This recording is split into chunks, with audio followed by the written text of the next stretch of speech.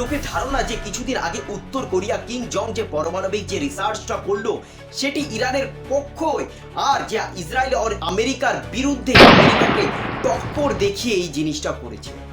কিন্তু এখানেই এটি একটি বিষয়ের বিশেষ একটি চর্চার বিষয় যে ডোনাল্ড ট্রাম্প কেমন একটি জঘন্য পরিমাণের মানুষ দেখুন, যেখানে ইরান বারবার করে বলে দিল যে আমরা কোনো রকমভাবে পারমাণবিক রিসার্চ করছি না আর করব না, তার সত্ত্বেও তার উপর অ্যাটাক করলো এবং তার যে পরিকাঠামো সেটিকে ভাঙার চেষ্টা করলো।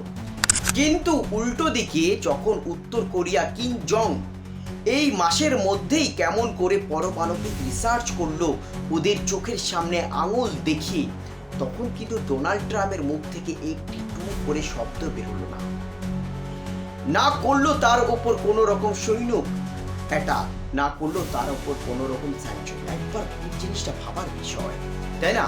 কোনো একটি দিকে এত রকমভাবে প্রেসারাইজ করছে আর কোনো একটি দিকে কোনো কিছুই না, তার মানে এটা একটি সম্পূর্ণ পাওয়ারের খেল। জানে যে কিং জং উত্তর কোরিয়া তার কাছে একটি সম্পূর্ণ পারমাণবিক দেশ, তাই তার উপর কোনো রকমভাবে হস্তক্ষেপ করছে না, কোনো রকমভাবে তার উপর কারবাই করছে না। কিন্তু অন্যদিকে ইরান যে এখনও অবধি পারমাণবিক সম্পূর্ণ একটি দেশ হতে পারেনি, সেই কারণে তার উপর এইরকমভাবে অনবরত অত্যাচার চালিয়ে যাচ্ছে। সবচেয়ে আশ্চর্য যে বিষয়টি সেটি হচ্ছে ইরান কিন্তু সব শর্ত মেনে নিচ্ছিল আমেরিকা যে যে শর্ত রাখছিল ইরানের সামনে, সেই শর্তগুলি একসেপ্ট করে নিচ্ছিল, কিন্তু তারপরেও কেন অ্যাটাক করলো আমেরিকা ইরানের ওপর? প্রশ্ন করেছিল হোয়াইট হাউসে, কিন্তু সেই প্রশ্নের কোনো রকমভাবে জবাব দিতে পারেনি।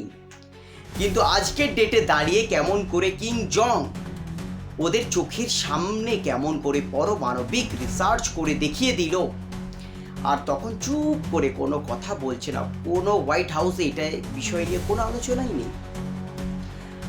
এই CNN এর রিপোর্টটি একবার ভালো করে দেখুন, যেখানে কিং জং এবং বলা যাচ্ছে তার উত্তরাধিকারী কেমন করে এই বিষয়টিকে ভালোভাবে দেখছে এবং পর্যবেক্ষণ করছে যে ঠিকঠাকভাবে পারমাণবিক রিসার্চটা কমপ্লিট হয়েছে কিনা। 12 ঘন্টার সবচেয়ে টাটকা নিউজ আপনাদের সামনে নিয়ে চলে এসেছি।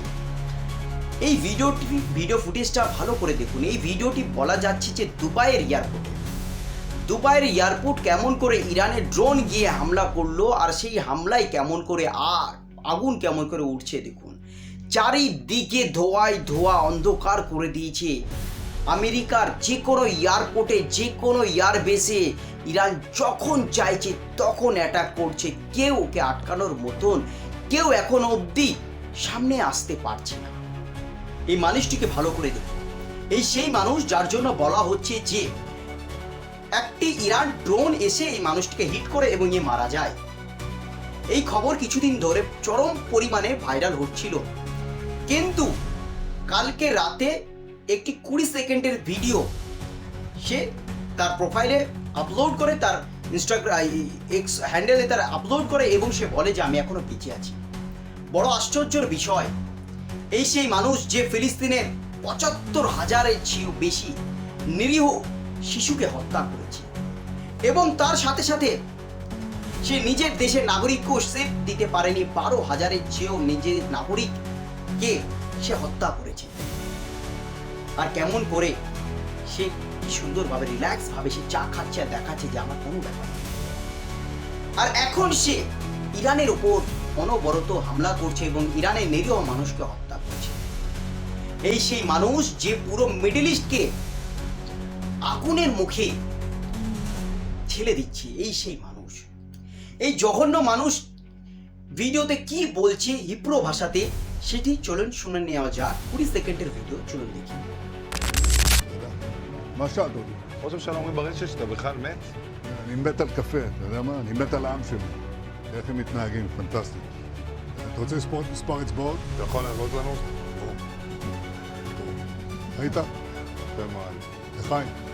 ראש הממשלה מסר לאנשים שיוצאים ומתעוררים. এটি ছাড়া আরেকটিও সবচেয়ে বড় খবর সামনে আসছে, সেটি হচ্ছে আব্বাস আরাগচি সামনে এসে বলছে যে আমেরিকা যে দাবা করেছিল, যে আমেরিকা যে বলেছিল যে ইরান এখন আমাদের সাথে ডিল করতে চাইছে যে এই ওয়ারটা বন্ধ হোক, কিন্তু সেই জিনিসটিকে সুস্পষ্টভাবে আব্বাস আরাগচি বলে দিয়েছে যে এটা মিথ্যা কথা, এর মধ্যে কোনো রকমভাবে সত্যি লুকিয়ে নেই। কারণ আমেরিকা এই জিনিসটিকে প্যাচ আপ করার চেষ্টা করছে, কিন্তু ইরান না।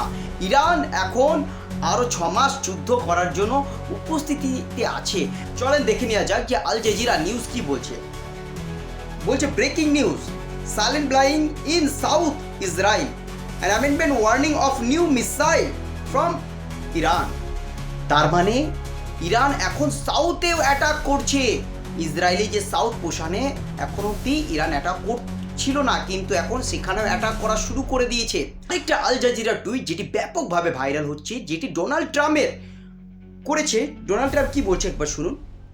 বলছে Trump want to NATO face and very bad futures if you alliance and fail to help and US in Iran and reply say. তার মানে ডোনাল্ড ট্রাম্প কাঁদছে ন্যাটোর কাছে যে আমাকে হেল্পের জন্য আসো ন্যাটো। এই সেই ডোনাল্ড ট্রাম্প যে কিছুদিন আগে ন্যাটোকে ছাড়ার জন্য অনবরত বাজে বাজে কথা বলছে, কিন্তু আজ ইরানের সাথে যুদ্ধ করার সময় ওর আজকে আসল যে অকাত, সে অকাত সামনে এসেছে। আর তাই আজকে কাঁদছে, ন্যাটোর পা ধরে কাঁদছে যে তোমরা আসো। কিন্তু সবচেয়ে বড় বিষয় এইটা যে এই ন্যাটোর যে মেম্বার আছে তার মধ্যে সবচেয়ে 2টি মেম্বার যে পুরো বলেই দিয়েছে যে আমরা এই যুদ্ধের সাথে যুক্ত নই, সেটা হচ্ছে স্পেন। স্পেন অনবরত টুইট করছে এই যুদ্ধের বিষয় নিয়ে, কারণ এই যুদ্ধর কোনো মোটিভ নেই। এই যুদ্ধ যে শুরু করেছে এই বিষয় নিয়ে কোনো রকমভাবে সঠিক তথ্য ডোনাল্ড ট্রাম্প এখনও অবধি সামনে নিয়ে আসতে পারেনি। কোনো অযুক্তিময়ভাবে এই যুদ্ধটিকে শুরু করেছে ডোনাল্ড ট্রাম্প।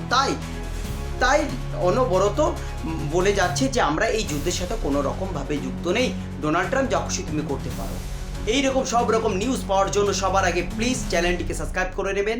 আপনাদের সাপোর্ট আমাদের অনেক জরুরি।